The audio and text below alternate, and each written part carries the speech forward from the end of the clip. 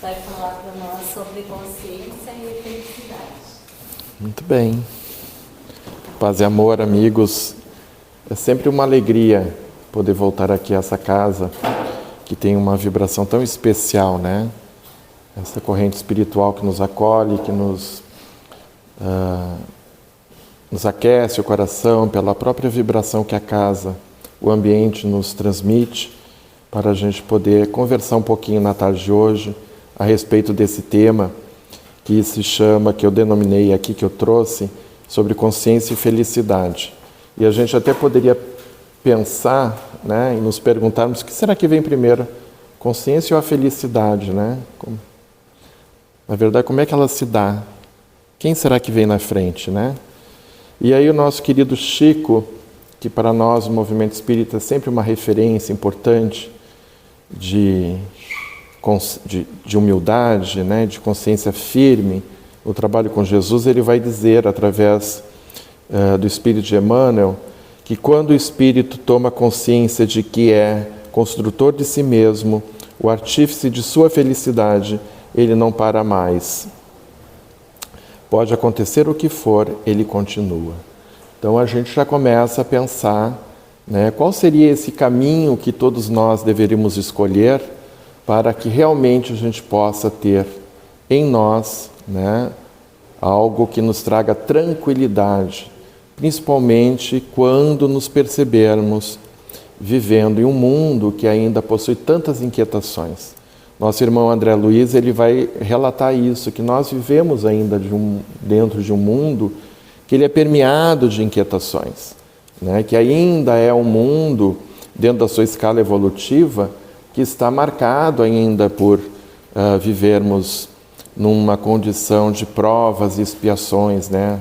Então, nós vamos caminhando dentro desse cenário em busca de algo que nos traga tranquilidade.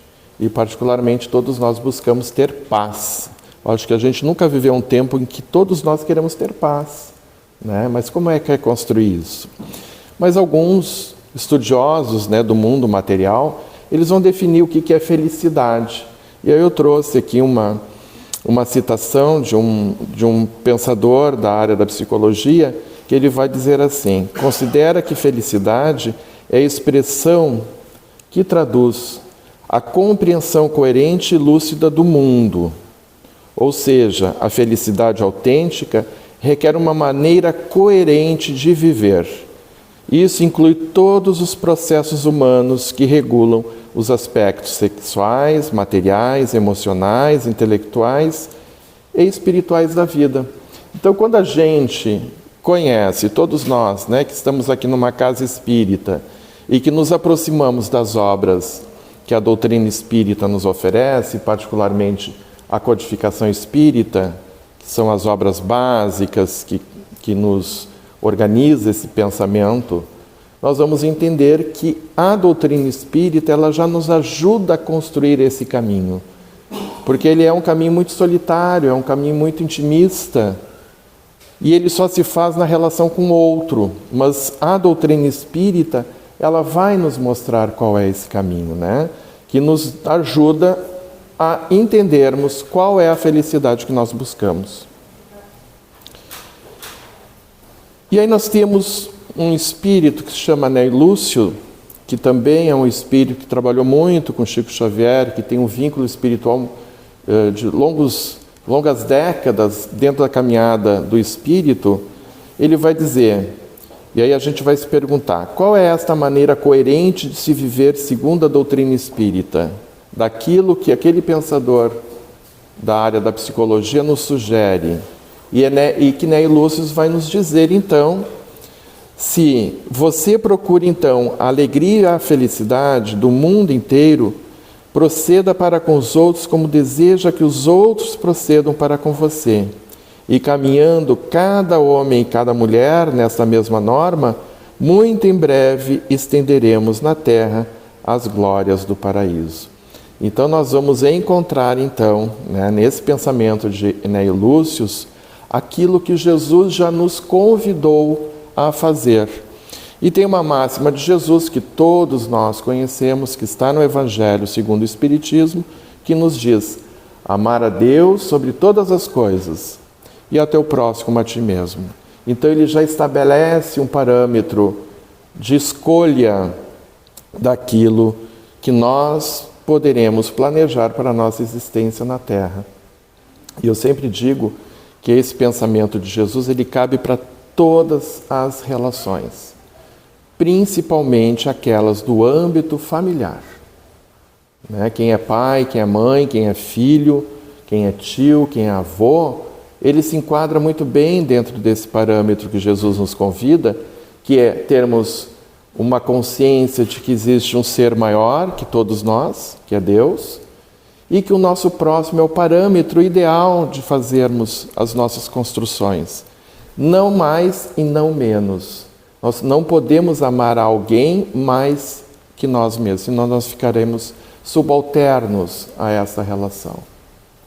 Então ela tem que ser de igual, tendo esse parâmetro, Então nós já começamos a construir um pouco esse caminho que nos sugere a vivermos dentro dessa construção de consciência daquilo que realmente desejamos, ou seja, desejamos ao nosso próximo aquilo que gostaríamos que nos fosse feito, E aí esse caminho, essa trajetória dessa construção de consciência e felicidade, ela não poderá e não está deslocado de algo que para nós é um exemplo vivo daquilo que representa essa verdadeira felicidade, que é a figura de Jesus.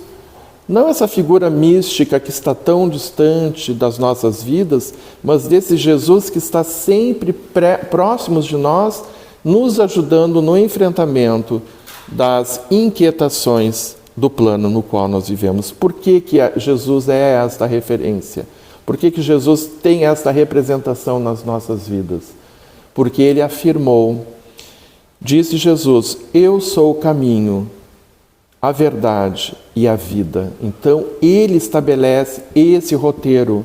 Por que Jesus é o caminho? Por que Jesus tem essa representação de verdade? Será que nós já paramos para nos perguntar por que Jesus possui essa representação? E ele afirma, ninguém vem ou vai ao Pai senão por ele. Então vejam que interessante é essa expressão que foi dita pelo Mestre Jesus e que estabelece esse caminho, esse roteiro na construção da verdadeira felicidade. Nós entendemos a partir das obras psicografadas e pelas obras básicas e pelas obras psicografadas e particularmente da literatura de Chico Xavier, o entendimento que Jesus ele é um espírito extremamente evoluído. É um espírito que ainda está muito distante da nossa compreensão daquilo que ele representa. E ele é o governador desse planeta. Se ele é o governador desse planeta, ele conhece a estrutura que organiza esse planeta. Ele sabe quem são os espíritos que estão reencarnados nesse planeta. Ele sabe de tudo aquilo que nós precisamos para que nós possamos construir essa felicidade interior. Ele sabe o nome de cada um de nós. A sua grandeza permite isso. Ele nos conhece pelo nome.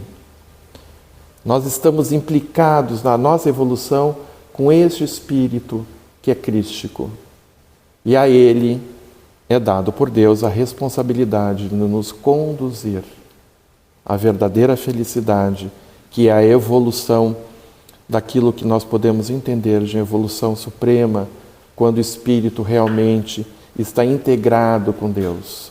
Mas por que Jesus tem esta representação? Porque ele já viveu todo o caminho no qual nós já percorremos, estamos percorrendo e iremos percorrer. E Jesus, sendo a representação deste Deus vivo entre nós, ele conhece as leis que regem a natureza. Ele é o espírito mais intimista dentro da nossa evolução que realmente compreende Deus. E aí o nosso Emmanuel, que aqueles que não conhecem essa figura representativa desse espírito, foi o guia espiritual de Chico Xavier, E conta, e é narrado no livro há 2000 anos, que ele teve a oportunidade gloriosa de ficar à frente de Jesus. Então a gente fica imaginando, né? Como seria estar na frente de Jesus? Que representação seria estar ao lado deste Espírito que é o governador do nosso planeta?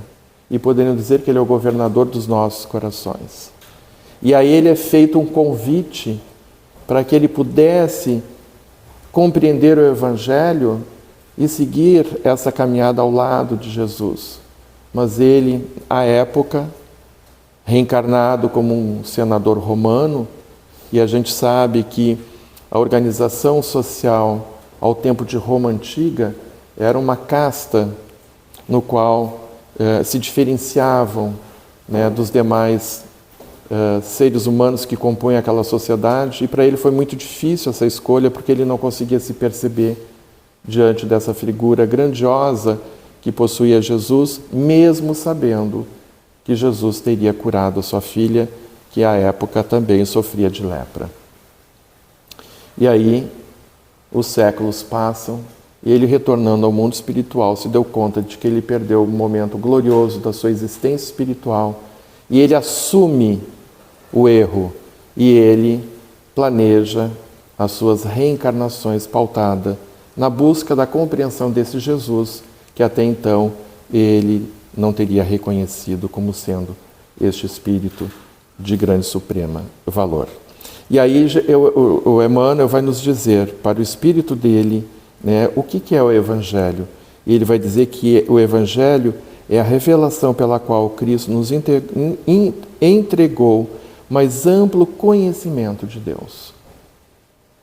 Quem conhece o Evangelho segundo o Espiritismo, o Novo e o Velho Testamento, mas particularmente o Evangelho segundo o Espiritismo, vai entender que os espíritos, né, superiores buscaram nas fontes do Evangelho, né, o Antigo e o Novo Testamento, as máximas morais, aquelas mais importantes e mais significativas que nos colocaria de uma forma mais intimista com a palavra de Jesus, e nós vamos encontrar então, né, particularmente no Evangelho segundo o Espiritismo, várias leis morais que nos ajudam a compreender como trazer essas máximas para o nosso cotidiano e para a nossa vida. Então é um convite que a gente faz de conhecer um pouco mais o Evangelho segundo o Espiritismo, porque lá nós vamos ter esse roteiro, esta compreensão do que significa as palavras de Jesus. E nós vamos entender que no Evangelho segundo o Espiritismo tem uma organização tão perfeita que ele desenha o mundo ideal daquilo que nós um dia teremos na Terra. Então nós sabemos também, através dos bons espíritos, que nós estamos passando de um mundo de provas e expiações para um mundo de regeneração. E eles dizem que o bem prevalecerá acima de todas as atitudes que ainda as pessoas que estão distantes dessa figura máxima de Jesus ou distantes de se viver, né, em busca de uma preferência pelas coisas voltadas ao bem do próximo, aonde nós teremos neste mundo regenerado uma outra qualidade de vida, aonde será pautado tudo aquilo que lá no início a gente dizia, que nós viveremos desejando para nós aquilo que nós poderemos construir com o outro a benefício de uma coletividade. Então nós vamos entender que no Evangelho nós vamos encontrar todas as leis divinas que regem o universo, que é a lei do amor, né? Então Emmanuel vai nos dizer que o Evangelho possui essa grande representação que nos aproxima desse conhecimento a respeito de Deus. E aí eu trago aqui para a gente poder pensar um pouquinho mais, né, qual está sendo e qual foi, né, a maneira mais coerente de se viver para essas pessoas. E aqui nós temos pessoas de grande valor para a humanidade, né? Nós temos um Gandhi, que revolucionou todo um país, né? Nós temos Irmã Dulce lá em Salvador, que a missão dela era viver para aqueles que estavam distantes, né, de uma vida com dignidade, que viviam nas ruas, nas periferias de Salvador. Nós vamos ter aqui a nossa irmã Aparecida da Silva, que foi uma mulher de um valor extremo na cidade de Uberaba, porque ela percebia que tinha muitas pessoas adoecidas com uma doença chamada fogo selvagem. Uma doença onde, quando ela se instala no organismo das pessoas, aquilo queima na pele das pessoas e ninguém queria se aproximar porque achava que era contagiosa. Então ela reuniu todas as pessoas na casa dela e foi o primeiro lugar, foi onde se pôde dar tratamento ao fogo selvagem, e ela construiu um hospital na cidade de Uberaba. Nós temos ali Madre Teresa de Calcutá também, que foi uma grande religiosa que se colocou, pautou a sua vida no amor. E nós temos de uma forma contemporânea, por isso que eu coloquei também no verbo no presente, que é o Padre Júlio, que é uma representação, um grande homem de grande valor, onde ele professa a sua fé, atendendo também as pessoas em situação de rua na cidade de São Paulo. E não poderíamos destacar aqui essa figura ímpar que foi Francisco Cândido Xavier, o nosso querido Chico, no qual ele doou a sua vida fazendo bem, doou a sua vida a serviço do Cristo e doou a sua vida no sentido de poder ampliar para nós o conjunto das obras que compõem a nossa doutrina espírita, reafirmando tudo aquilo que se tem nas obras básicas.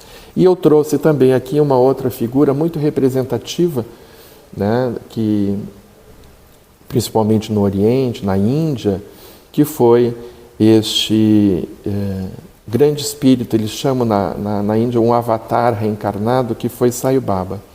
E eu tive uma experiência muito interessante, porque eu tive a alegria de conhecer, eu sempre comento isso com muito valor para mim, a figura de Chico Xavier. E aonde Chico Xavier passava, ele exalava perfume éter. Então a espiritualidade se utilizava da mediunidade dele de efeitos físicos, e ele, quando ele ia dar um passo, fluidificar uma água, aquela água ficava impregnada de perfume éter. E ele estabelecia cura. Uma vez eu conheci uma senhora em Uberaba que ela me mostrou assim, sabe essa mancha que eu tenho no braço?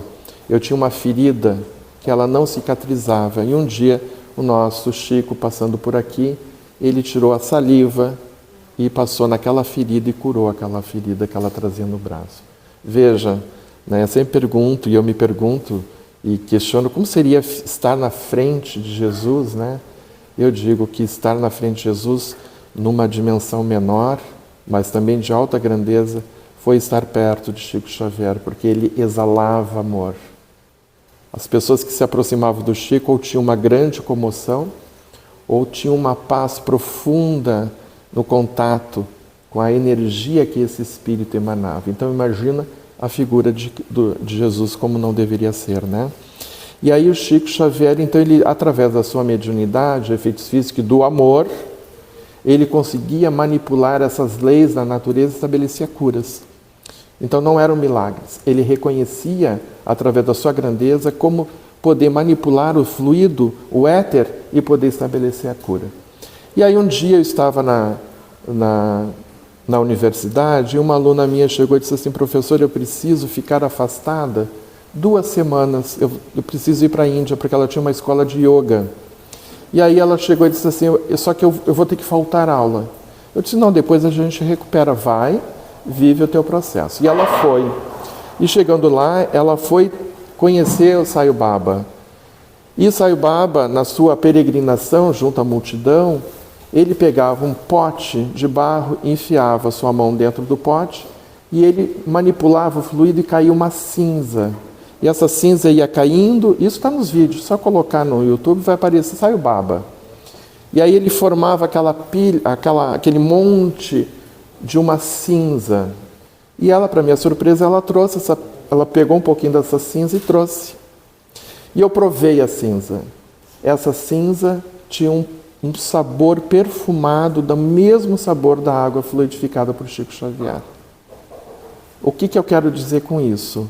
Que somente os espíritos que já vivem no amor, na doação ao próximo, conseguem produzir esta maravilha que vem do mundo espiritual.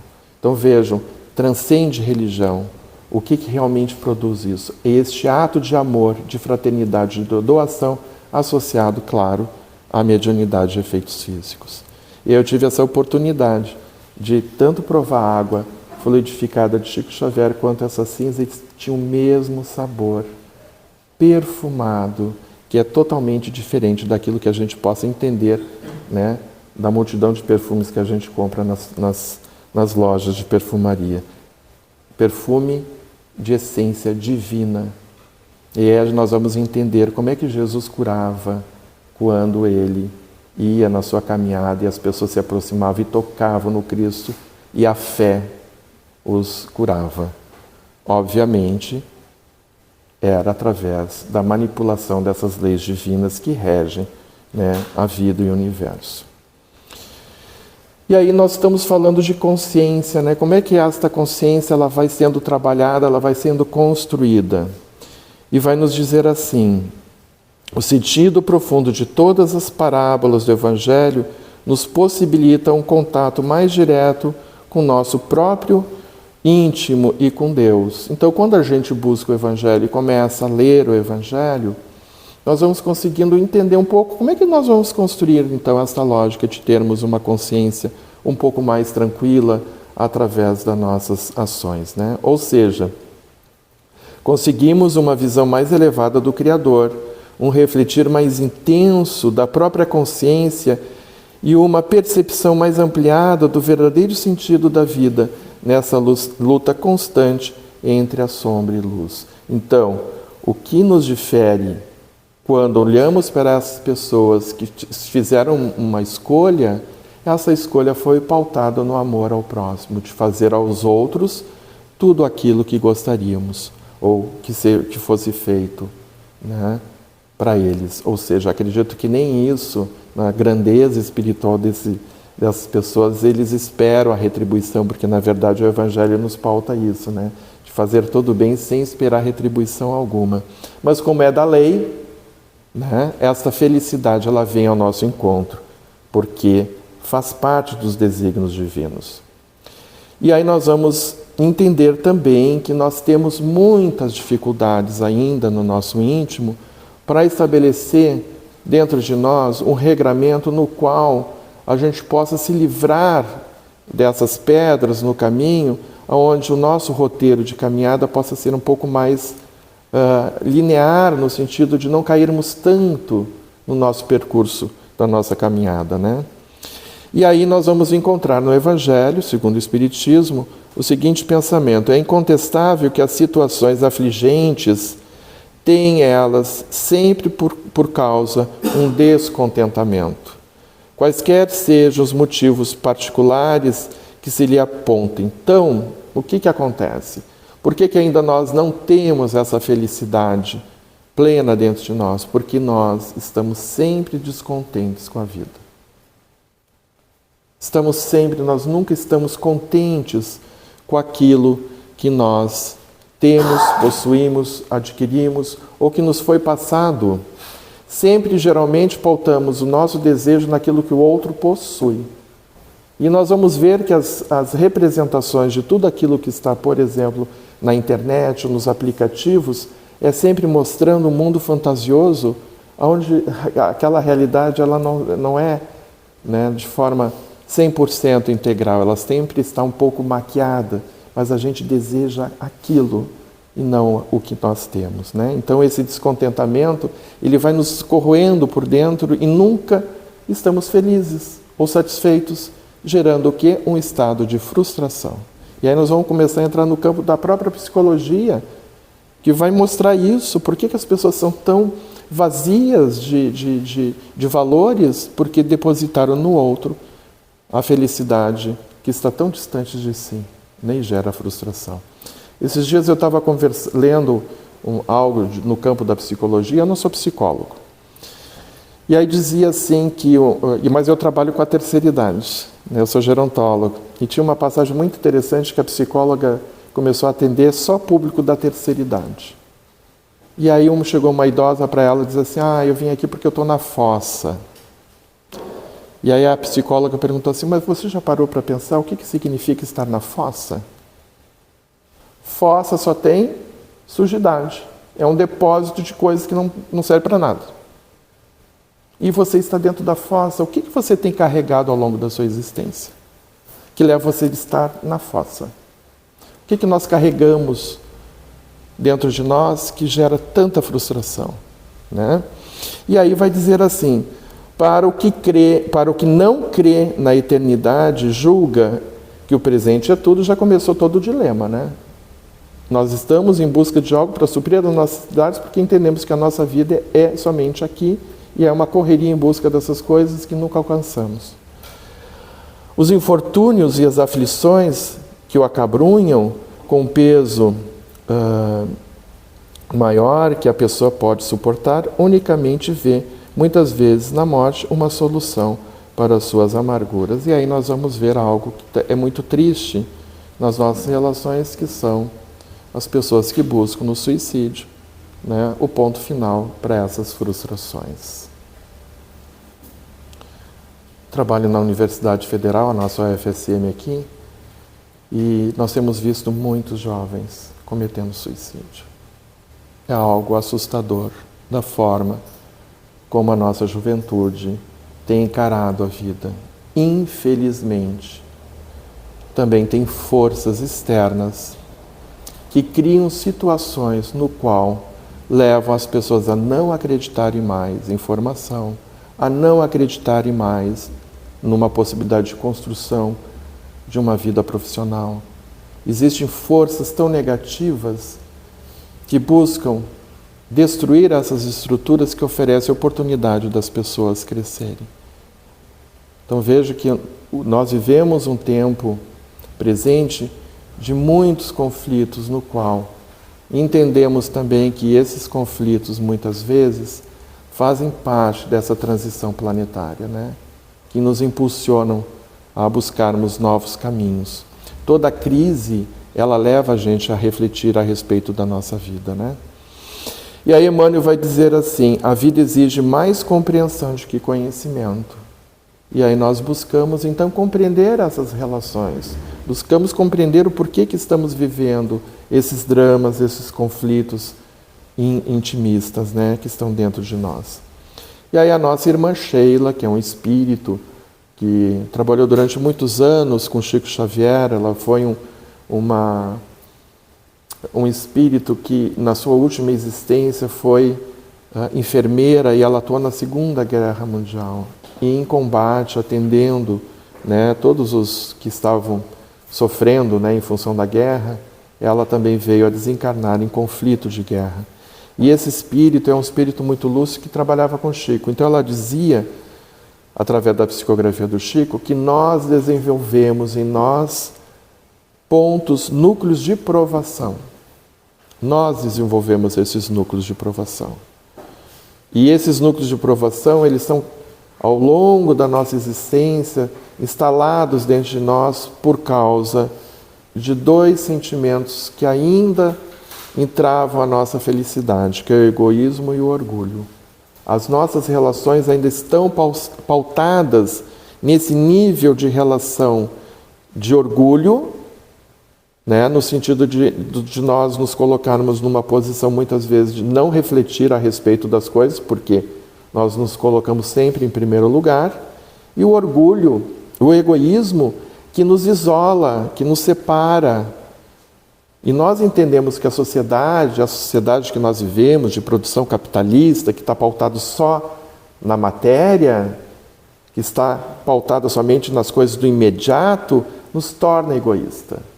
As relações estão muito fluídas, elas se diluem muito rápido. Os aplicativos estão mostrando isso. As relações são muito virtuais, cada vez mais distantes, porque não enfrentamos o outro olho a olho. É muito mais fácil eu dizer o que eu penso a respeito de você escrevendo lá no WhatsApp. Mas é difícil de eu dizer olhando o olho no olho. E cada vez mais nós somos conduzidos a estarmos dentro desse contexto. A doutrina espírita, ela vem também refletir a respeito disso. Que nós devemos ter um olhar um pouco mais crítico a respeito de nós mesmos, na relação que estabelecemos com o outro. E aí ela vai apontar através do egoísmo e do orgulho, nós vamos estabelecendo as nossas relações e nós acumulamos o quê? Ofensas, mágoas, acalentamos de sabores, pesares, e isso tudo vai pesando na nossa economia interior. Por quê? Porque eu não consigo ainda fazer um distanciamento. Isso é um exercício que a gente tem que fazer, eu procuro fazer também, que é, ante a ofensa, tentar olhar de longe e entender que lugar aquela pessoa ocupa no mundo, que lugar aquela pessoa ocupa na minha família, que lugar aquela pessoa ocupa no meu trabalho, para que eu possa ter uma postura não de revide, mas de compreensão, e eu vou estar dentro de um outro nível de entendimento a respeito daquela situação que está me incomodando, que vem daquela pessoa. Então é um exercício diário que nós temos que estabelecer. Se nós não nos damos conta disso, a irmã Sheila vai nos dizer que aí nós estabelecemos algo que é muito ruim, que é uma aversão pelo outro. A pessoa não pode nem estar presente, que aquilo me incomoda. Se a pessoa me tocar, ainda é pior ainda. E isso está dentro da nossa família. Como é trabalhar essas relações no universo familiar? Todos nós temos isso, gente. Eu duvido que alguém não tenha vivido isso no nosso contexto familiar. E aí, a partir disso, então, quando estabelecemos esse mal-estar dentro de nós, a irmã Sheila vai dizer que nós vamos ter regiões traumatizadas no nosso espírito. E aí chega o momento em que a gente começa só a se dar conta disso quando nós envelhecemos, que nós estamos muito pertinho de um dia ter que largar esse mundo. Qual é o meu planejamento para isso? Como será meu processo de desencarnação? Daqui a 50 anos, poucos estarão aqui. Hoje nós estamos falando assim, né? Daqui a 50 anos, nós não estaremos mais aqui. Estaremos em outro lugar. Quem já leu aquele livro Voltei, do irmão Jacó? Alguém já leu aqui? Leiam. Não é fácil. O livro Voltei, do nosso irmão Jacó, psicografado por Chico Xavier, ele descreve o processo de desencarnação. Quanto é difícil. Se a gente soubesse o quanto é difícil, quando a gente fosse convidado para ir em um velório, a gente teria uma outra postura para ajudar aquele nosso irmão que está tentando se desprender do mundo material. Não é fácil. Porque nós vamos lidar com o quê, gente? Com a nossa consciência. Nós teremos uma desencarnação feliz se nós levarmos à nossa consciência coisas boas que vão nos trazer alegria, porque nós vamos nos deparar com a imortalidade do Espírito. Nós somos herdeiros da eternidade, nós nunca morreremos. Veja que coisa maravilhosa isso. Somos herdeiros da eternidade. A matéria vai ficar como um processo transitório, mas o Espírito, ele é eterno. Por isso que Jesus é o caminho, a verdade e a vida. Porque todos nós somos herdeiros da eternidade. Né? Então, amarguras, pesares de sabores, desencantos, traumatizam o nosso espírito. Por isso que Jesus disse: reconcilia-te com teu inimigo enquanto estás a caminho. Por que Jesus disse isso? Para nós tentarmos ter tempo suficiente de estabelecermos a nossa harmonia com o outro, para não precisar levar isso lá para o mundo espiritual. Porque vai ser mais um peso que nós vamos ter que carregar na nossa consciência, que vai gritar. Né? Por que existe a reencarnação? Porque quando nós retornamos para o mundo espiritual, nós não suportamos a nossa consciência, porque ela está permeada de equívocos. E aí nós reencarnamos para tentar, e veja a misericórdia de Deus, né? Através de um ponto inicial, com o esquecimento do passado, estarmos libertos dessas inquietações que nos traumatizaram, mas que possamos, ao longo da nossa existência, recapitular situações escolhidas muitas vezes por nós, diante das inquietações do mundo, para que possamos aurir esta felicidade que o Espírito busca, né? Que todos nós buscamos. Então, existe a perigosa existência dos pontos mortos que geram situações afligentes. E ela nos diz: estejamos vigilantes contra os pontos mortos do coração, preservando a nossa saúde física, mental, moral, pois do contrário encontraremos na faixa do prejuízo a aflição a muitos processos de adoecimento e de muitas vezes desencarnes prematuros. Mas antes de entrar nisso aqui, eu lembrei de um caso muito interessante do Chico. E o Chico, a vida do Chico, quem gosta de ler, ela é marcada por muitas situações que às vezes se tornaram até engraçadas da forma como ele encarou a situação de dor e sofrimento na vida do Chico. Certa vez, o Chico, ainda em Pedro Leopoldo, ele tinha um irmão chamado José Xavier. E o José Xavier foi uma pessoa muito importante na vida do Chico. Ele era o braço direito do Chico, porque toda a construção do movimento espírita em Pedro Leopoldo foi muito ao lado do seu irmão José Xavier. E o José tinha um cachorro chamado Lorde. E aí o irmão do Chico, José Xavier, ele teve um problema de saúde e veio a desencarnar. Então o Chico procurava, cadê o Lorde? Ia procurar o Lorde estava no cemitério. E aí ele ia até o cemitério, conversava com o Lorde e pedia: Lorde, vamos para casa. E assim foi. Chegou um momento então que o Chico se afeiçoou muito a esse cachorro, porque era do irmão. E esse cachorro também envelheceu ao longo da história e ele veio ficar doente, muito doente. Então ele já não conseguia caminhar, fazia as necessidades aonde o Chico tinha arrumado, né, a caminha do cachorro e tal. E a irmã do Chico, vendo aquilo, sabendo que o Chico trabalhava de uma forma... o seu tempo, ele não tinha tempo para nada, porque o Chico ou trabalhava no Ministério Público, no seu trabalho profissional, e muitas vezes tinha que ir para o centro espírita, então ele vivia aquilo, né, de uma forma muito intensa. E ainda chegava de noite, tinha que limpar o cachorro, tinha que arrumar as coisas do cachorro, para no outro dia ele conseguir dar conta da vida. E aí a irmã dele, sabendo disso, vendo aquilo tudo, deu uma medicação para o Lorde e cometeu eutanásia no Lorde. E aí o Chico achou que o cachorrinho dele, o Lorde, ia partir de forma natural. Mas ele veio a descobrir depois que a irmã tinha adiantado a morte do cachorro. E ele ficou muito triste com aquilo. Né? Aquilo começou a tornar para ele um peso no coração pela tristeza de saber que a irmã tinha feito aquilo com o cachorro, que ele sabia que aquele cachorro precisava viver também aquilo ali. Né? A natureza também precisa viver seus processos. Só que chegou um momento que aquela tristeza estava prejudicando o Chico no seu processo de psicografia. E ele falou para Emmanuel, disse assim: olha, isso para mim está sendo muito difícil.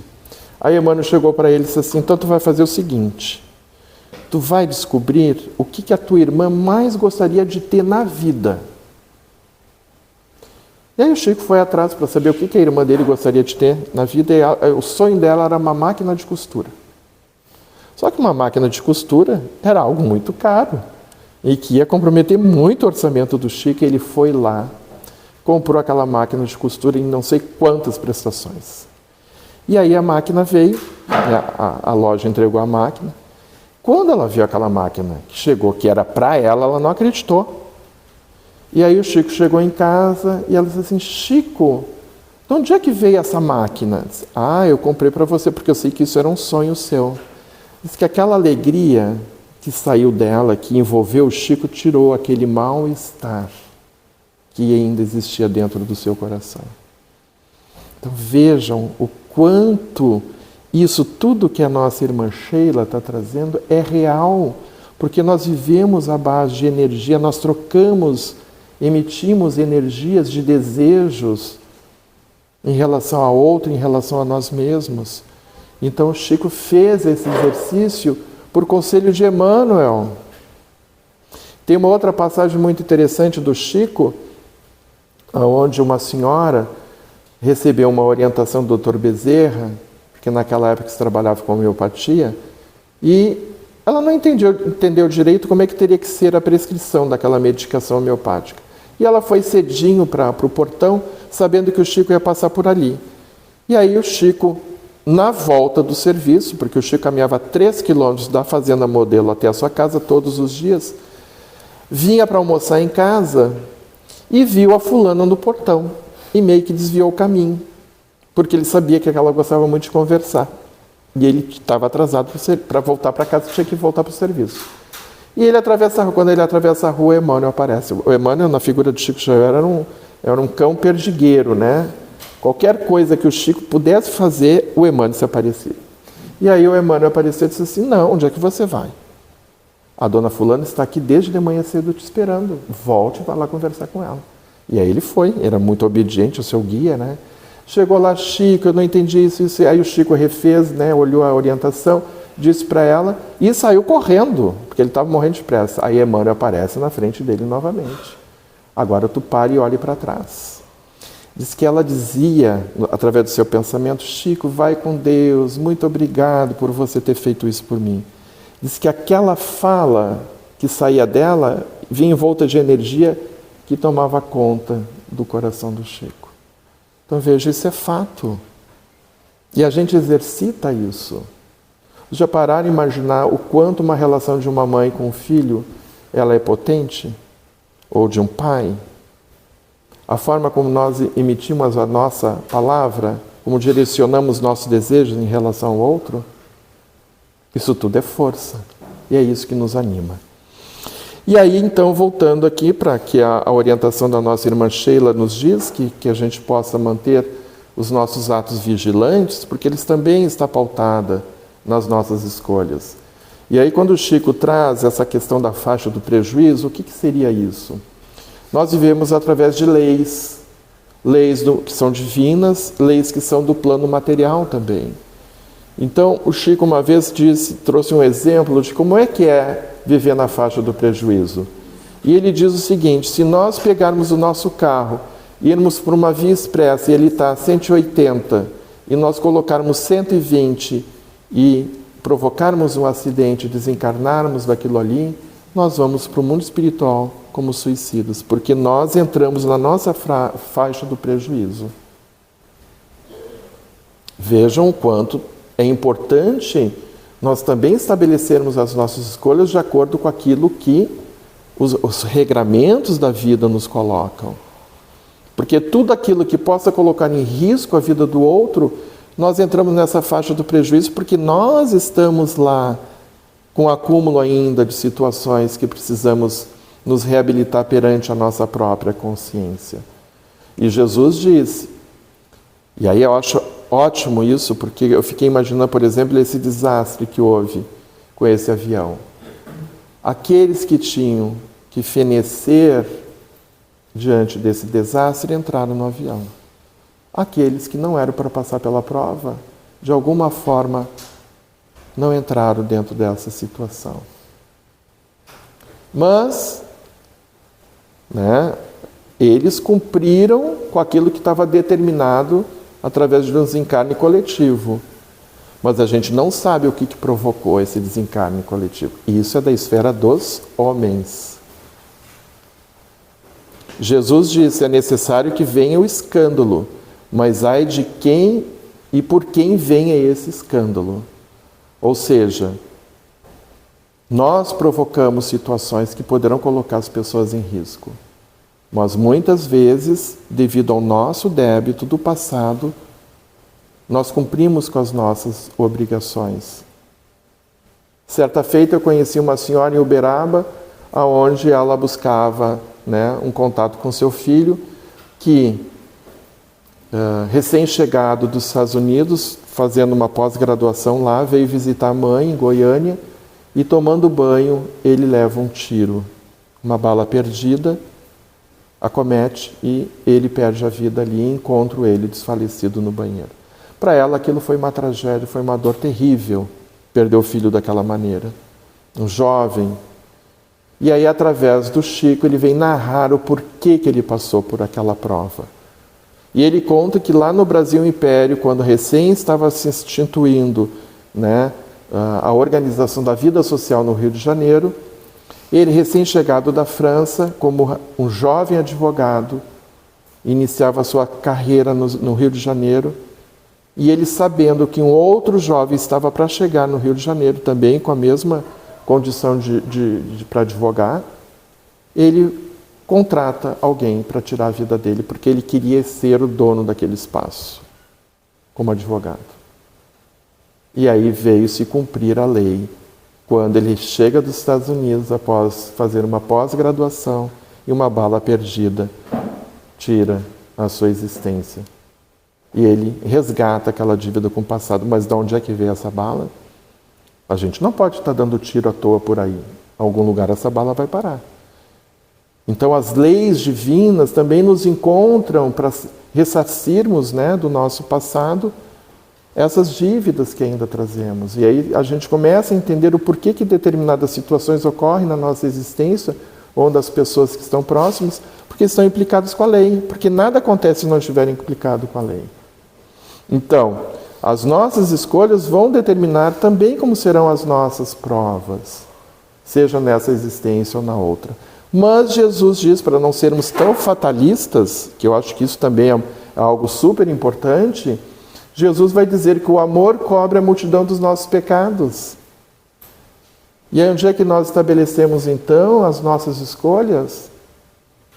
Na minha relação com o outro. E aí nós voltamos lá no início, né? Por que Jesus é o caminho, a verdade e a vida? Porque o outro é onde eu encontro a figura de Deus. Porque Deus está em nós. O outro é a ponte que me liga com a divindade. Então, quando fizermos o bem, é da lei que esse bem volte para nós. Então o amor cobre a multidão dos nossos pecados, sim. Vamos dizer, pecados, as nossas dívidas que ainda estão na nossa consciência.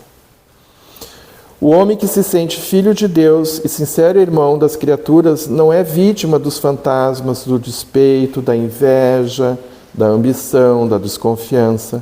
Os que se amam fraternalmente alegram-se com o júbilo dos companheiros, sentem-se felizes com a aventura que lhes visita os semelhantes. Nós teremos banido da terra as iniquidades humanas. Veja que lindo isso, né? Quando é que nós vamos conseguir estabelecer dentro de nós essa harmonia, de sermos felizes porque o outro está feliz, né? De nos rejubilarmos com a conquista do outro, porque aquilo é muito mais importante para ele do que para mim. Será que isso tem sentido para nós? Será que isso não é o caminho que nós temos que tentar estabelecer em nós?